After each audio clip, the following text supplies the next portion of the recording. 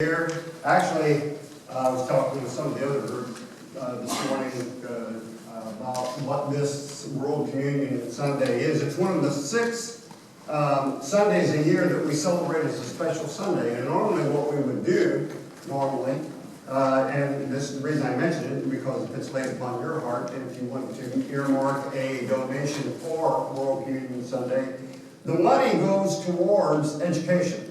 Not just everywhere in the world, but it goes towards anyone. It's a scholarship fund. It goes into a very big pool. But if you can imagine every church in the United States, every Methodist church, or every Christian church that celebrates World Communion Sunday, taking up even just a small offering, $50, $100 or whatever, and putting it in a larger pool. So that goes for scholarship monies for people that really want to go to school to make a difference in this world. Doctors, dentists, social workers, clergy, people that want to work soup kitchens, people that want to do anything. We have one in our congregation that is headed that direction, and so part of it, you never know that it might find its way into her funds for college. But that's what this Sunday is all about. It's about, World Communion Sunday is about celebrating with everybody on the planet, and as Methodists, we take up a small donation to go into a college fund. So if that's on your heart, you can just earmark a check just on the line and say World Communion Sunday. This week has been very difficult for people that are in school. We've had another shooting in Oregon, in the town, in the community of Roseburg, Umpqua Community College. And a person decided that he would go in there and that he would shoot a bunch of people. Chris Parker is his name. And we, even before school started here, we prayed that this would not happen. We prayed that this would, that this has become part of our culture, but that somehow we would not want this to happen. This is the school shooting since Sandy Hook. We average about 1 a week. Yes. Think about that. Think about that. This sleepy little village in Oregon, probably a lot like our own here, that we think that this could happen anywhere in the world, but not here. It can't happen here. And we think about the tragedy. And the reason that we put this up when we talk about this is because we start talking about motivation. What motivates people to do things? Because right now the police are poring over this guy's laptop, his thumb drives, his writings, all the things that he did to give some kind of clue as to what could bring a person to do this. Why? It's the hard question. Why? And there's no answers for the family. There's no answers for you. We can't tell you why such tragedy happened to such good people. And we know they're good people. We're going to go inside the Job story just a little bit because Job is suffering. And Job is suffering, and it seems like because of this challenge that God has entered into with this entity called Satan, or in Hebrew, it is Ha-Satan. It is small letters. It's a functionary. He's part of the divine council. This person, this name will morph into the devil by the time we get to the New Testament. But as this book is written, it's not to have this person who is inherently evil. That's not its intent. This is an adversary. This is the one who talks about the people that he's in charge of going and spying on. So you know how the Job story starts off. There's a Job. He's an upright man. He is full of God. He does all the right things. He never does a wrong thing. He is equivalent to Abraham. And the divine council is meeting. We've got these angels that's up going in and out. And now God says to this entity named Satan, "Where have you been? What have you been up to?" "Oh, I've just been traveling back and forth between the earth and here and just seeing how things are going." His job is to spy on people, report back to God and saying, the way you're doing things isn't going so well. You think that these people are doing good, but they actually don't like you. In fact, there are people that have been brought before that he has spoken against. If you go to the book of Zechariah, chapter 3, verse 1, you'll see that the high priest Joshua has been accused by this same entity and been taken to the divine council and before God, and God says to Satan, I'm rebuking you because you got the wrong God. Joshua did nothing wrong. And so in this one here, the Satan is saying to God, if you touch him, he's good for you now. But go ahead and hurt him a little bit. Put him in a little world of hurt and see what happens to him. He'll dismiss you in a second. And so the first round, in chapter 1, we know what happens. This upright man who has everything going for him. Read the chapter sometime. All the animals. He's got livestock. He's got property. He's got means. He's got a family that is just a dote on. They're the greatest kids in the world. He has a wife that loves him. He has a house. He has all this stuff. And in an instant, his family is killed. His livestock is run off. All this means is taken away from him. He has nothing. And at the end of chapter 1, it says, and all this, Job still blessed God and said, shall I take the good and not expect the bad? And so we get to round 2, where we pick it up today. And the Satan asked again, or God says, have you considered my servant Job? What have you been up to? And it's almost like you come and accuse all these people, but what about Job? Look at Job. He stays steadfast. And so Satan says this time, let him have a vested interest in him. Hurt him where he really lives. Hit his health. Send him to his knees that way and see what he does. He'll curse you in a second and then be gone. And all that, you put a hedge around him. Take down that hedge. Let me at him. Okay, go ahead. And so you know the rest of the story. And now we find Job sitting along the side of the road with sores from the bottom of his feet to the top of his head, with a piece of broken pottery, scraping it just to relieve himself. And it gets worse. It gets a whole lot worse. If we go back to Job, chapter 1, verse 9, the essence of the book of Job is written right there.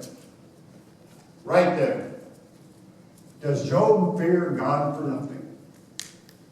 So it makes us ask ourselves, through all this tragedy that we're going to follow Job through, his friends are going to come and give him all this good, bad advice, tell him what he's doing wrong, tell him how to get back in God's graces, tell him that he must have messed up someplace and God's just getting even with him, tell him all the things, all the advice that we usually pour out to people that are suffering that isn't worth a dime. And it's going to go through that for almost 40 chapters. It's a lengthy book. And in it, if you take the trouble and the time to do it, you will find the source of Job's faith. We cannot understand theodicy. We will never understand why God allowed Satan to strike Job in such a way. That's not the point of the book. And the point of the book is, how do we survive that which we can't explain and still stay strong with God? What is the motive for serving God? Why do you do what you do? Why are you here? Why?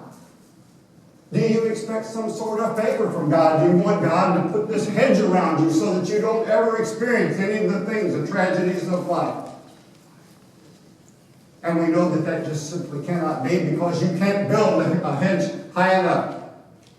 And in the world we live in right now, we cannot stay far enough from that which will infect us to stay away from disease, bodies that break, things that afflict us that we have no control over.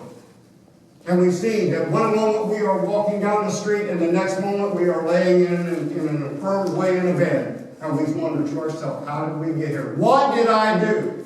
Why did God treat me in such a manner? And we're right back to the Job story right here. Right now. We enter into this conversation because it's something that we have to talk about to ourselves. Do we expect a favor from God because of the fact that we came here this morning, put on our happy face, and sit right here and kind of mumble through the songs?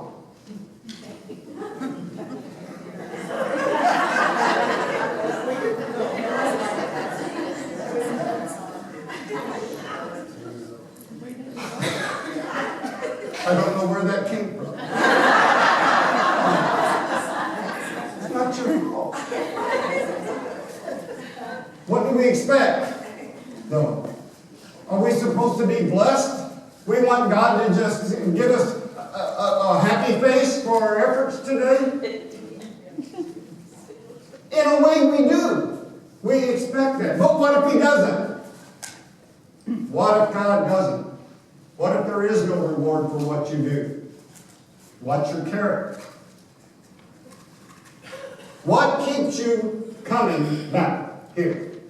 It's certainly, sometimes we wonder that ourselves. Why do you come and worship? Why do you come and join? It's not an easy question. It's a tough question. What do you think? How would your life be different if you didn't do this? That might be a better question. If you decided to stay at home today and sit in front of the TV, or to go out and play golf, or if you decided to stay home and bake dinner, make lunch for a group of people or whatever, what's the big deal? What does the Job story have to tell us about that? Do you serve God for nothing? Do you serve God for nothing?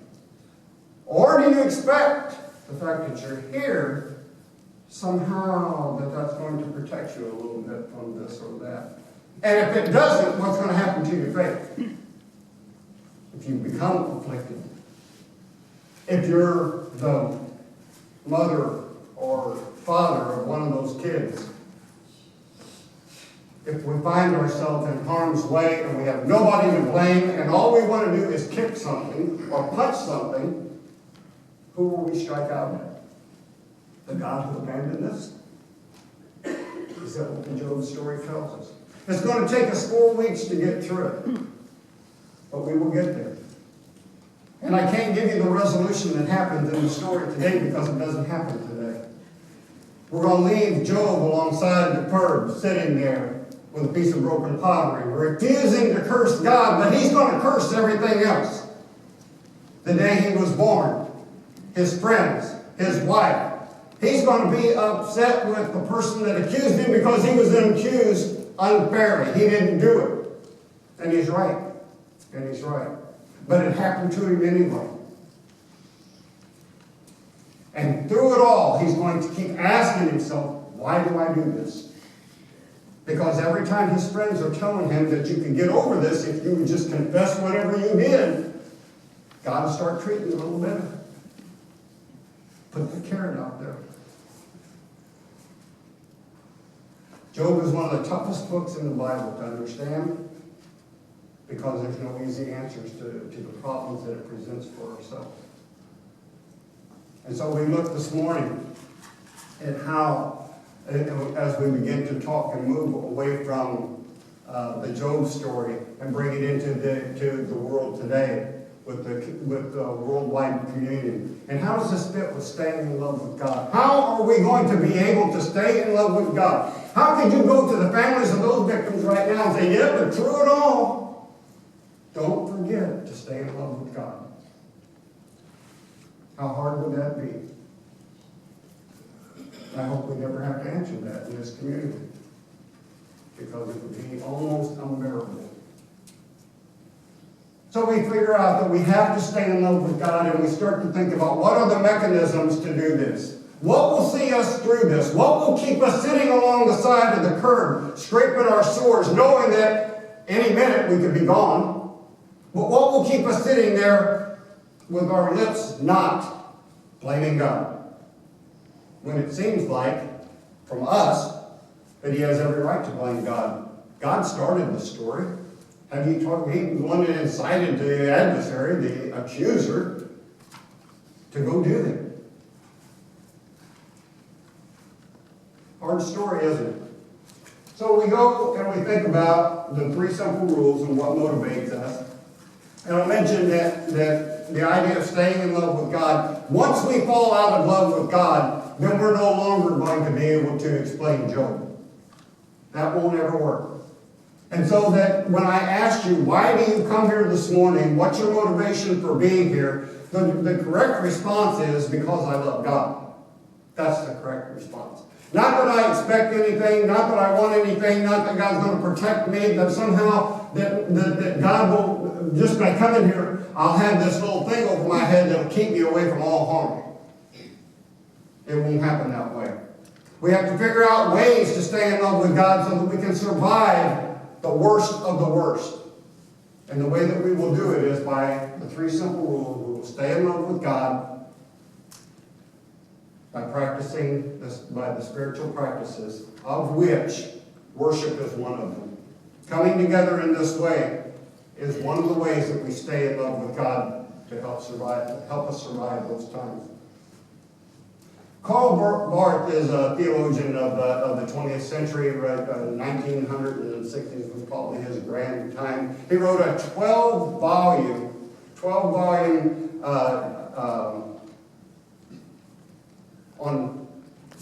on practical theology, on the doctrines of the church, and every student in seminary has to read a large portion of that. It's a treatise on why we do what we do. And when somebody asked him about, could you just simplify this book this big down to something that we can understand? He said, how can we understand these 12 volumes? And he said, I'll tell you. He said, you reduce 12 volumes to 12 words.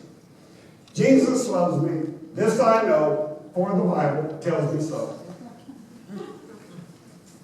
The greatest theologian of the 20th century said that the reason that he does what he does is because he is so sure that Christ died for him, that Christ loved him, and Christ will never let him go. And that brings him enough joy to sustain him in everything that he does. And so we look at this idea today of worldwide communion, and we look at the ways that we're going to stay in love with God. And we know that we're going to practice the spiritual disciplines, of which communion is one. And the only thing I'm going to say about communion before we take it is that John Wesley, there's another thing you will do in seminary, you will know John Wesley's sermons. John Wesley wrote a sermon on the duty of constant communion. And he said, I don't want to hear your reasons for not taking communion. You want to tell me that you're not worthy enough to take it? Of course you're not worthy. Nobody's worthy to take it. What else? Well, I haven't purged myself enough. I'm still a sinful creature. Well, Jesus commanded you to do this in remembrance of me. It's a commandment. Those who love me will keep my commandments. And I command you to do this in remembrance of me. So what are you going to do? Break another commandment so that you can, because you sin again? Because you're a sinner? See, there's no excuse that you can come up with as to why you can't take communion. Oh, it doesn't do me any good anymore. I've taken it so often that it just doesn't seem to have the same effect. So, he said, does the Bible tell us in John in the farewell discourse to do this in remembrance of me until it no longer does you any good? You can't not take communion. John Wesley took communion probably in his early years with forming the church 3 or 4 times a week. Even in his later years, that he took it every day during Holy Week and the 12 days of Christmas. The reason we got away from taking it so very often is because there just wasn't enough elders to go around. And so what would happen is that they would only be able to come around every 3 months or so it became convention to take it every 3 months. Once we got enough elders to fill the churches, and elders, instead of riding on horses everywhere, were assigned to a particular church, now we do it once a month. And some churches, like our neighbor next door, Patrick, has gone to communion every week. And everybody's lost too often. And just it just doesn't mean anything. Maybe it doesn't mean anything to you. And if it doesn't, then maybe the problem's not with the elements, which I doubt that there's anything wrong with these. Maybe it's where your heart's at. We join together in Holy Communion with everybody in the world today because we know that the grace of God has to sustain this world. It has to be available to everybody, and it has to be in a way that the grace of God is at work in this world. Otherwise, it's like we said a couple of weeks ago, we cannot face today. We cannot face the tragedies of this world. We cannot face the refugees, the wars, the bombings that hit Doctors Without Borders that happened. We had good intentions. We can't face that. That's too bad of news for us without the means of grace that allows us to let God work in this world. We can't do it, God. We need you.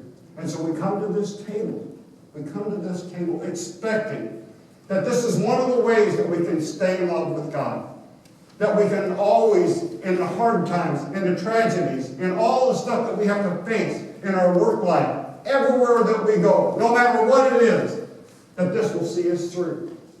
Just like you have to want to eat every day to survive, you have to eat regularly.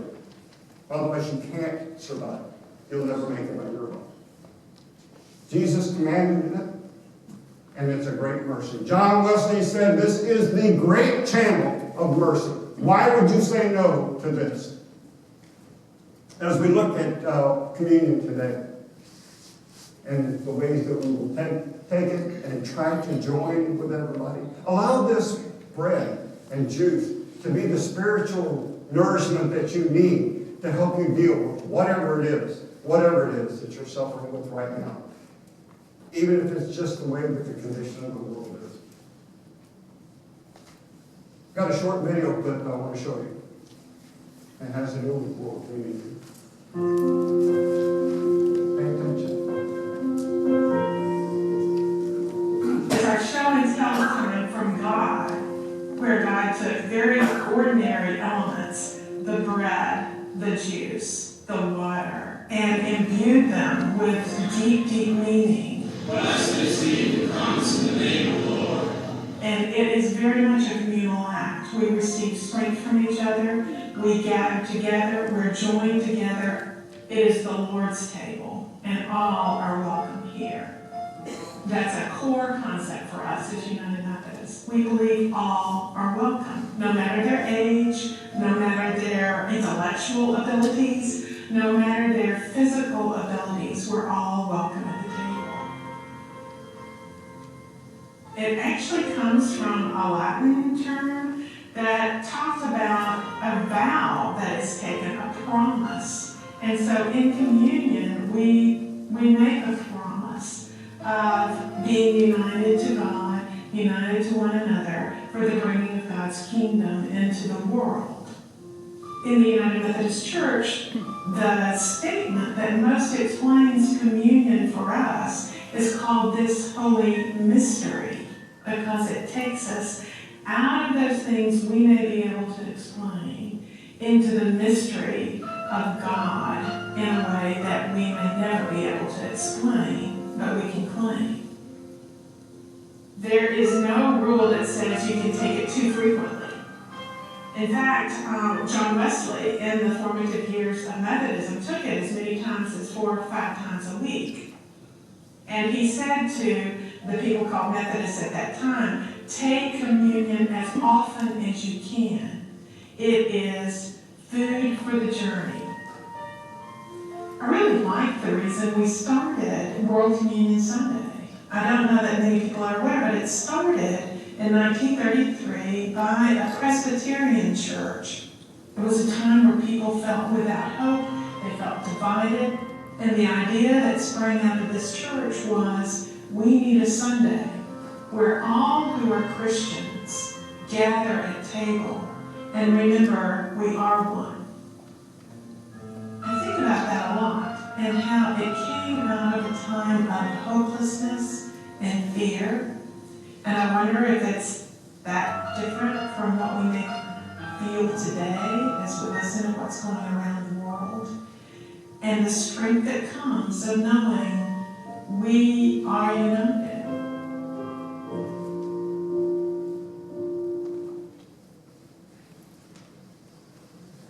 1933, a feeling of hopelessness.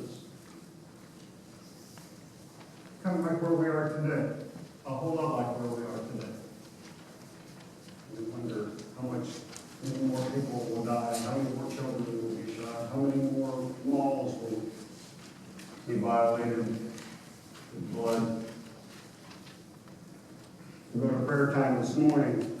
I'd like to add Nancy, which is Liz Clark's mother, to the list that's on the back. She broke her collarbone. And they're getting ready to go on a trip. For Pat Reed, I talked with her the other day. She's in extreme pain with her foot, but she's smiling because she knows it's going to be good. For everybody that's on this list, we just them all up. Let's pray. God, we look forward to this meal that we will partake, and we anticipate great mercy through it.